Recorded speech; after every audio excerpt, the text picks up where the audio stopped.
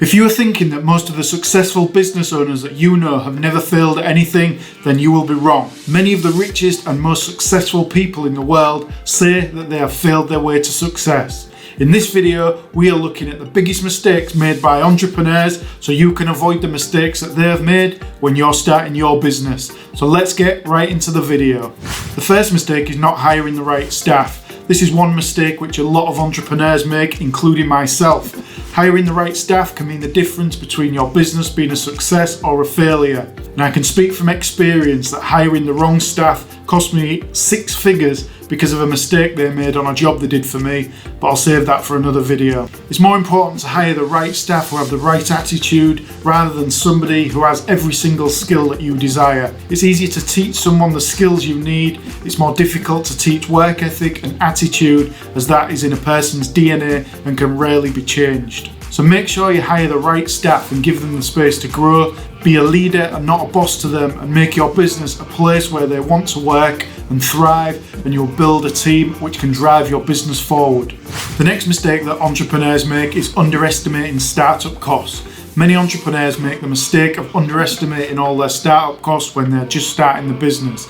There's always something else that comes up to knock out all of your cost estimates, no matter how long you spend looking into them. Then you find yourself with insufficient funds to complete taking your product to market, which can kill your business. Check out our video here on ways to fund a startup. There may be some bits in there that you haven't thought about, of ways of raising finance for your new business in the startup phase.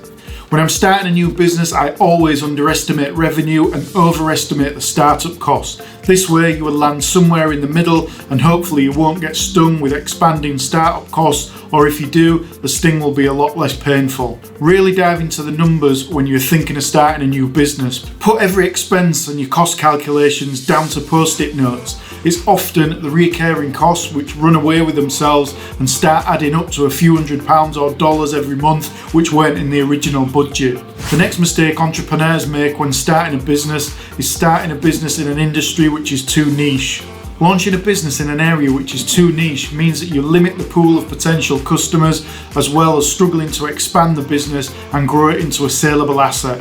The best business is a business which caters to the largest number of people and to those people who will buy multiple times. So for example, a hairdressing business, most people, me not included, on the planet require a hairdresser, and they need to purchase a service every couple of weeks. So that's a business which is sustainable and expandable, because everybody needs a hairdresser and everybody needs that service multiple times. So if you start a business selling something like goldfish bowls, you're limited to goldfish owners or people interested in goldfish, which is going to be a very small number of people. So your market is very small. So don't start a business which is too niche, as it will limit your sales and your growth potential.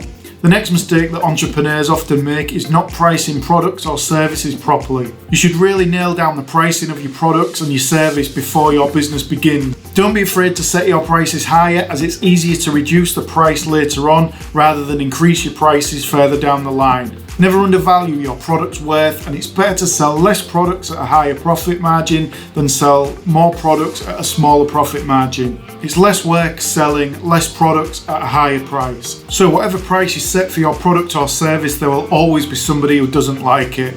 So just make sure you build in all your costs, build in a contingency for anything that comes as a surprise, and build in a healthy profit margin. Don't forget to build in the taxes that you'll have to pay in your country too. This is one area that people usually forget about, and in the end it comes around to bite them. The next mistake made by entrepreneurs is growing too quickly. Many people who start a business think that growing quickly is a good thing, and while it can be, growing too quickly can also be the downfall of a business if it's not done correctly. Fast expansion can come at the cost of customer service or product quality as you grow too fast. Fast expansion can come at the cost of customer service or product quality as you grow. Product reliability or customer service can fall by the wayside as you expand too quickly. This could mean that customers stop returning to you, and that could be fatal to your business. If word gets out that your standards have slipped, or your product could fail in the field when you have shipped hundreds of products, imagine the cost of recalling all of them products or trying to get your good name back on your service. It's better to grow organically and gradually so that the business can expand properly and all of the correct staff and training can be put in place as your business continues to grow. So if you are in a period of expansion, take it slowly and put all the correct staff, supply chain and procedures in place so that you can serve your customers properly as your business expands. You will be grateful in the long run for taking things a little more slowly in the short term as your business grows. Another mistake made by entrepreneurs is running out of cash. Remember, cash is king. A business can be making no profit but still have cash in the bank. One of the golden rules of business is to not run out of cash. It can buy you time you need to sort issues out, but if you haven't got the cash in the bank, you can't sort them issues out. Make sure that you agree the most generous payment terms with your suppliers so that you can keep as much cash in the bank for as long as possible. The cash flow in a business provides an idea of the real value of the business. While earnings, etc., can be fluffed up by accountants, simply looking at bank statements to see cash in, cash out can give a true picture of any business's health. Having cash in hand is more important than investing in new machinery, etc. So just make sure that you always have cash in the bank. I've seen companies spend every bit of cash they have to try and expand the business on marketing and buying new machines, hiring new staff, etc. only to have some unexpected expense come in and they don't have the cash to take care of it. And then the business finds itself in a difficult situation. They have customers and sales, but no cash. Cash is the lifeblood of any business. The business cannot survive without it. Remember this when you are looking into spending excess cash you may have in the bank. It doesn't have to be spent, it's more than happy to just sit there until it's needed. Next on the list of mistakes that entrepreneurs make is setting unrealistic goals. Most people will overestimate what they can do in a year and underestimate what they can do in 5 years. So make sure you set modest goals. I know when you start a business, you're raring to go, enthusiastic, thinking you can take on the world. Believe me, I've been there.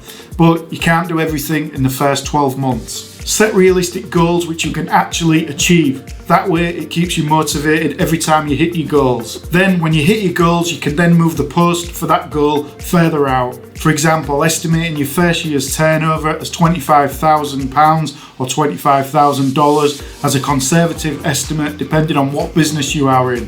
When you hit that goal, you can then say, I want to hit £40,000 or dollars for the next 12 months. But if you set the original goal as £40,000 or dollars and you only get to $30,000 or pounds, you would be disappointed for not hitting the goal. But if it was set at $25,000, you would have exceeded it. So set conservative goals to keep you motivated. The next mistake made by entrepreneurs is thinking that they can do everything themselves. I'm guilty of this one myself, trying to do everything. It's a fine balance between saving cash and paying someone to do what you can't do. I've always had an accountant, for example. I would never try to do that myself, or designing e-commerce websites, etc. That's something that requires specialist skills, so that's always done by a specialist, and I do always sub that out. I mean in terms of the day-to-day running of the business and letting other people do what you consider is your role and what you are good at. Try delegating some of your tasks to somebody you trust so you can concentrate on higher level issues in the business. The next mistake that entrepreneurs often make is partnering with the wrong investors. I have seen this ruin a business. Having the wrong business partner or investors is like being trapped in some sort of business cage which you can't get out of. Imagine having to turn up every day to work with somebody you don't like or don't trust, always making the wrong decisions within the business, which in turn is directly impacting both you and the business, both emotionally and financially. You really need to make sure before you go into business with anybody that your relationship is a sound one and you know that person inside out. Make sure you know their habits, good and bad, because I can tell you that if you don't, it could spell the end of your business. Another mistake which entrepreneurs often make is launching too quickly. Again, I've been guilty of this one too. There's a fine line between getting to market fast and launching too quickly. And when I say launching too quickly, I mean that the product or service is not ready for launch and you launch anyway because you need to start generating revenue or because you're impatient. I can tell you it's better to delay launch than to launch a product which has bugs or problems or if it's not quite right. Now, I'm not saying it has to be perfect to launch, but if you know there is an issue which may bite you, I can absolutely guarantee that if it can bite you, it will. So make sure you don't launch too quickly with an inferior product or service. Take the time to make sure it's right before you launch, because it's harder to pick up the pieces after you have launched than to fix somebody before you have launched. Don't forget to subscribe, and if you've got any value out of this video whatsoever, please hit the like button. Any business questions, drop them in the comments below and I will try to answer every single one. Until the next one, I've been Lee Scott. Have a great week. YouTube believes that the videos shown on the screen now will help you even more in business, so check them out.